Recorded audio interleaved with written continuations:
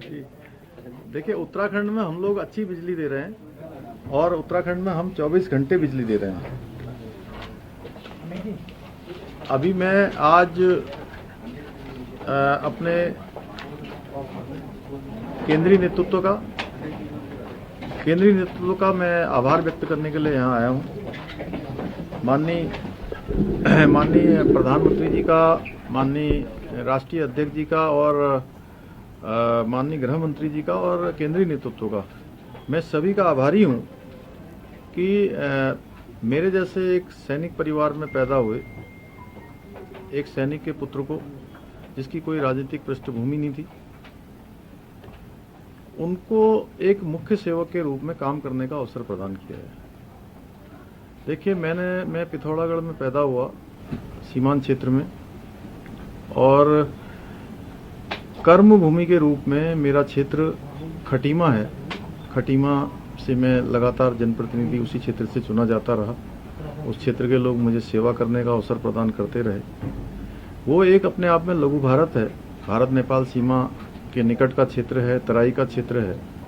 वहाँ पर सभी वर्गों के लोग, सभी धर्मों के लोग रहते हैं और मेरी पार्टी ने मुझे जो ये काम करने का अवसर प्रदान किया है, मैं निश्चित रूप से मैं उनका आभारी तो हुई, साथ ही साथ जो उन्होंने मेरे ऊपर जो विश्वास किया है, मैं अपने प्राणों प्राण से कोशिश करूंगा कि उत्तराखंड की जनता की सेवा करूं।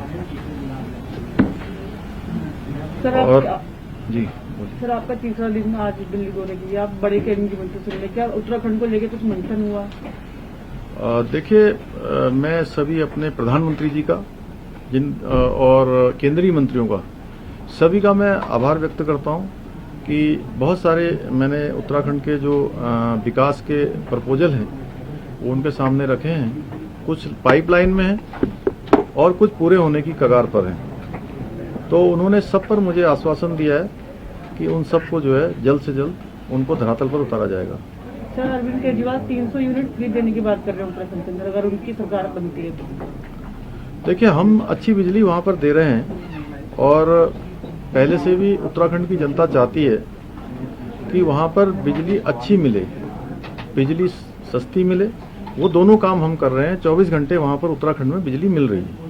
सर, कांवड़ यात्रा को लेकर क्या स्टैंड रहेगा? यूपी ने परमिशन दे दिया है, ऐसा लग रहा है कि आप किसी प्रेशर में हैं। कैसे लगा आपको प्रेशर में हूँ मैं? अभी तो कोई डिसीजन नहीं होगा। नहीं, हमारे यहाँ से ऑलरेडी डिसीजन हो रखा है। 30 जून को जो है मेरे से पहले ही मंत्रिमंडल की बैठक में जो है ये हो चुका है कि कांवड़ यात्रा नहीं होगी। लेकिन फिर भी हमने सोचा कि ये श्रद्धा और आस्था का विषय है, लेकिन श्रद्धा और आस्था का विषय भगवान से जुड़ा हुआ होता है और भगवान भी नहीं चाहेंगे कि किसी की जान जाए, भगवान को भी अच्छा नहीं लगेगा। इसलिए हमने पहले इस पर जो है तीनों राज्यों के अधिकारी स्तर की हमने मीटिंग रखी थी। अभी उच्च स्तर की मीटिंग हो रही है और इसके बाद अगर जरूरत पड़ेगी तो और उच्च स्तर की करेंगे। हमारी पहली प्राथमिकता है कि किसी भी कीमत पर लोगों की जान माल को खतरा न हो, जान माल सुरक्षा रहे, यानी कि किसी की भी जान न जाए। हर किसी की जान बहुत ही जो है कीमती है, इसलिए हम किसी भी कीमत पर ये नहीं होने देंगे कि किसी को जान को खतरा हो। किन सवालों को लेकर आप आगे चुनाव में जाएंगे? आप ये तय है कि आपके चेहरे के साथ ही उत्तराखंड में भारतीय जनता पार्टी चुनाव में जाएगी। 6-7-8 लोगों का वक्त बचा हुआ है। आपको क्या लगता है कि कौन कौन से पहलू हैं उत्तराखंड में, या कौन कौन से विषय हैं जहां पर आपको मेहनत करने की जरूरत है, ताकि जो पिछली बार जैसा बहुमत मिला था वैसा ही बहुमत आपकी पार्टी को दोबारा मिले? देखिए, हमारे पास जो सबसे बड़ी बात है कि नरेंद्र मोदी जी की जब से सरकार बनी, उत्तराखंड के अंदर जितने काम उत्तराखंड के अंदर हुए, स्वतंत्र भारत के इतिहास में मोदी जी के ये 7 सालों के बराबर काम 60 सालों में भी नहीं हुए। और चाहे आप स्वयं देखेंगे, अगर आप उत्तराखंड आते होंगे तो आप देखेंगे चारधाम जाने वाली जो रोडें हैं, ऑल वेदर रोडें किस तरह से बन गई हैं। ये कोई कहने की बात नहीं कि मैं यहाँ से बोल रहा हूँ, मुख्यमंत्री हूँ, मेरी पार्टी की सरकार है, मैं मोदी जी की पार्टी का हूँ, ये नहीं है। वहाँ पर आप देखेंगे तो आपको स्वयं मालूम चलेगा। आप दिल्ली से देहरादून जाएंगे तो आपको स्वयं सड़कें दिखाई देंगी। आप जो है देहरादून से काशीपुर जाएंगे, देहरादून से आप काशीपुर से आप पिथौरागढ़ जाएंगे तो हर जगह आपको दिखाई देगा। चाहे आप काठगोदाम से हल्द्वानी से रामपुर जाएंगे तो आपको सड़कें दिखाई देंगी। आपको ऋषिकेश से श्रीनगर जाएंगे, श्रीनगर से जो है कर्णप्रयाग जाएंगे, हर जगह आपको जो है जिस प्रकार की रोडों का जाल बिछा हुआ दिखेगा। चाहे आप कैलाश मानसरोवर की तरफ जाएंगे, अभी बहुत सारे प्रोजेक्ट अभी धरातल पर आने हैं। इतने सारे काम हुए हैं। इसके अलावा जो है इतनी विपरीत परिस्थितियों में भी जिस प्रकार से गरीबों को आज राशन देने की योजना हो रही है, आप देख रहे होंगे कि पहले लोग वैक्सीन को लेकर हल्ला मचा रहे थे, हैं, फिर कुछ दिनों के लिए वैक्सीन कम हुई तो उन्होंने जो है दूसरी बातें करना शुरू कर दिया। तो ये सब उत्तराखंड की जनता भली भांति जानती है और 4 साल के कार्यकाल में बहुत काम हुए हैं।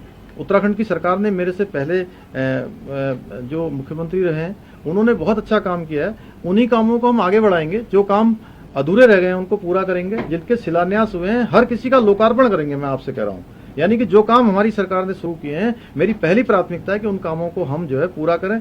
इसके साथ साथ जो नौजवान युवा बेरोजगार हैं उन सब के लिए हमने जो है पहली कैबिनेट में भर्तियां निकालने के लिए जो है वो कर दिया है। कैबिनेट में हम प्रस्ताव लेकर आ गए हैं और जो नौजवान युवा बेरोजगार हैं उनके लिए हम स्वरोजगार के माध्यम से भी लाखों रोजगार क्रिएट करने का काम करेंगे। सर उधम सिंह ने सर, सरकार और संगठन में अभी लोग नाराज हैं, जो सरकार मांग और है, संगठन में भी लोग नाराज हैं, तो उनको मनाने के लिए क्या कर रहे हैं आप?